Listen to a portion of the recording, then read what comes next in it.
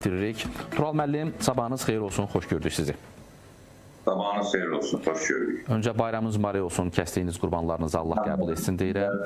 Bizim də bayram mübarək olsun. Təşəkkür edirəm və sual vermək istəyirəm ki, biz məhz bu bayramı, yəni qurban bayramını necə qeyd edirik? Yəni, belə deyək, bizim ürəyimiz istəyən kimi qeyd olunur, yoxsa burada qaydalar var ki, bu qaydalara əməl etməliyik, yoxsa bu sadəcə təqvimdə yeni qeyri-iş günü kimi olan bir bayram kimi qeyd edirik bunu? Sizcə doğru qeyd edirik? Əvvəla qeyd edək ki, Qurban bayramı İslam aləmində iki vacib, əsas önəmli bayramdan biridir. Ramazan bayramı və Qurban bayramı. Bu, təkcə Allaha ibadət deyil, eyni zamanda insanların bir-birinə olan sosial münasibətlərinin sıxlaşdırılması, digər əlaqələrin yaxınlaşdırılması və inkişaf etdirilməsidir. Bir növ deyək ki, mənəvi hisslərinin, mənəvi bağlarının, tellərinin daha da təzələnməsi, yenilənməsidir, ülfət, məhəbbət hisslərinin, gediş-gəliş, qohum-əqraba, bir-birini ziyarət etməsi və s.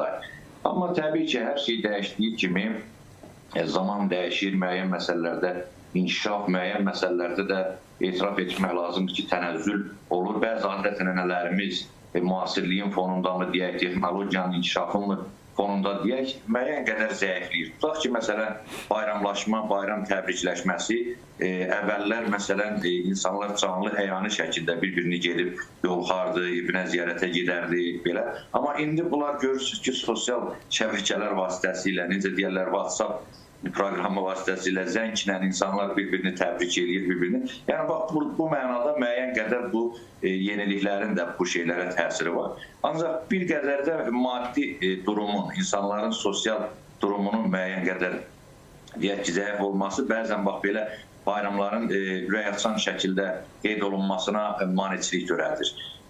Bax, bu baxımdan bir qədər mən hesab edirəm ki, sönüklük hissi olunur bayramlarda.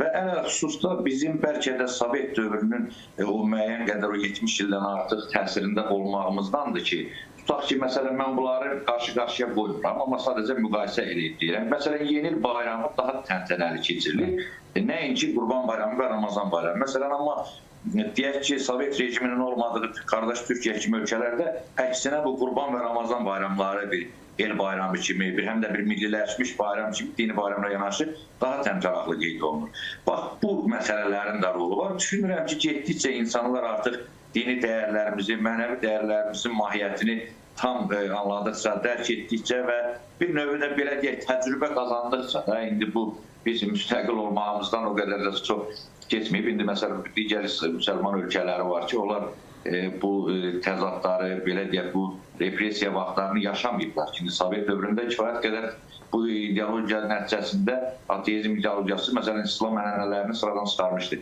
Mən düşünürəm ki, bunların da təsiri var, amma getdikcə bu məsələlər ümid edirəm ki, yoluna düşəcək və adət-ənənə artıq qaydacaqdır.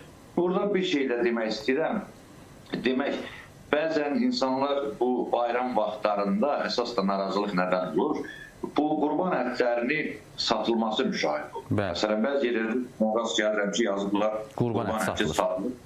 Qəssab yazı bura qoyubdur. Bu bəlkə də qınamayaq bilməməzlikdəndir. İndi elə insanlar da var, mən onlara deyəndə deyir ki, tutaq ki, mənim imkanım yox qurban kəsməyə, amma bir istəyirəm ki, mən də bir qurban ətindən yemək pişirim, məsələn, bir qazan asıb. Təbii ki, bu bir günah iş deyil, amma yəni bu dinin qaydalarına uyğun deyil, onu demək olar ki, o satanlar da yaxşı olar ki, onu o adla satmasınlar. Yəni, qurban əti paylanar. Yəni, bu bayramın elə bir ümumi bir nizamını pozur da, adət-ənənəsini pozur. Artıq yəni, hamı satsa, hamı alsa, davamında qurban kəsən olmaz ki. Bax, bu şeylərə bir qədər diqqət olunmalıdır. Gərək bu bayramın özünə məxsus, bu qurbanlığın özünə məxsus spesifik xüsusiyyətləri, adət-ənənəsi, qaydası var ki, bu sosial nizamı qorumaq üçün, bu bayram münasibətlərini yaşatmaq üçün gərək bu şeylərə biz diqqət edək. Tamamilə doğrudur. Tural müəllim, çox yaxşı bir məsələyə toxundunuz. Mən də diqqətimi cəlb elədi. Məsələn, bizim kimi ölkələrdə yeni il daha təmtəraqlı, daha belə alovlu keçirilir. Amma qardaş Türkiyədə məhz Ramazan və Qurban bayramı əsl bayram kimi qeyd olunur. Hətta mənim yadıma gəlir ki, biz uşaq olarkən bölgələrdə qurban kəsilən ərəfədə, deyək ki, bir inək, hər hansı bir dana kəsiləndə ona, yəqin ki, bilirsiniz də, ayaq olmaq deyilən bir şey vardı. Məsələn, 10 nəfər yığışırdı, onu ortadan bölürdülər, həriyə biraz çatırdı. Yəni, bu kimi adətlər vardı, amma hal-hazırda bu kimi adətlər də deyərdim ki, aradan qalxıb bölgələrdə demək olar ki, son 3-4 ildir müşahidələrim onu göstərir ki, qurban kəsənlər azalıb, hətta biraz əvvəl dediyim o ayaq olma məsələsi də demək ki, aradan qalxıb. Yəni, biz bununla necə mübarizə aparaq, nəyi təbliğ eləyək ki, növbəti illərdə məhz bu qurbanlıqda həmin adət-ənənəni geri qaytara bilək? Bilirsinizmi, bu məsələ elədir ki, bu düzdür, bizim artıq milliləşmiş bir bayramımızdır, eyni zamanda milli bayram kimi qeyd olunur. Ancaq bunun kökü unutmayaq ki, dini, İslam dinindən qaynaqlanan bir şeydir. Yəni, buna görə burada birinci elə iki mən qarışıq məhsuldur ki, bu ilahiyyatçılar, dinşünaslar, din xadimləri bunu düzgün şəkildə, doğru şəkildə maarifləndirib insanların nəzərinə çatdırsınlar. Bəzən biz ilahiyyatçılar elə düşünürük ki, elə hamı da, bütün əhali, bütün insanlar elə bizi qədər İslam dinini bilir və qaydalarını bilir. Amma belə deyil. İnsanlar hələ öz işinlə, məişətinlə məşğuldur. Sadəcə bu bayram ərəfəsi gələndə yada düşür. Məsələn, son dövrlərdə əsas da bu qoyun şəkillərini insanlar bir-birinə göndərir, paylaşır və sosial mediada da bu geniş yayılır. Sanki qoyunların bayramıdır. Bu insanların bayramıdır. Sadəcə bəzən mən sual edirəm, insanlarda elə bir fikir formalaşıb ki, qurban yalnız qoyundan və qoçdan olarmış. Halbuki indi qınamıram, təsnifatı bəlkə də bilmirlər, şəriətdə dəvədən də, inəkdən də, camışdan da, keçidən də qurban kəsmək olar. Və məsələn, bir də bu ətləri və heyvanların qiymətini qurban ərəfəsində bahalaşdırırlar. Bu insanların, bəlkə də o heyvan saxlayanların, satanların bir fürsətçilik amacından doğur ki, elə bu ildə bir dəfə olur, biz burada bir 3-4 gün nə qazandıq. Amma başqa müsəlman ölkələrində, tutaq ki, Türkiyə qardaş Türkiyədə, orada əksinədir. İnsanlar düşünür ki, mən bundan ola bilər maddi cəhətdən 5 manat itirəm, amma mənəvi cəhətdən daha böyük. Bir savab qazanaram da, ildə bir dəfə fürsətdir ki, savab qazanım. Pul qazanmayayım, savab qazanım. Savabdan əlavə də, ümumiyyətlə, İslam iqtisadiyyatında, İslam dininin bu ənənələrində, bu sosial münasibətlərlə əlaqədar olan buyruqlarında qeyd olunur ki, insanın sədəqə və zəkat verməsi, malından qurban kəsməsi, təmənnasız yardım etməsi, onun Allahın hikməti nəticəsində malının və varının daha da artmasına səbəb olur.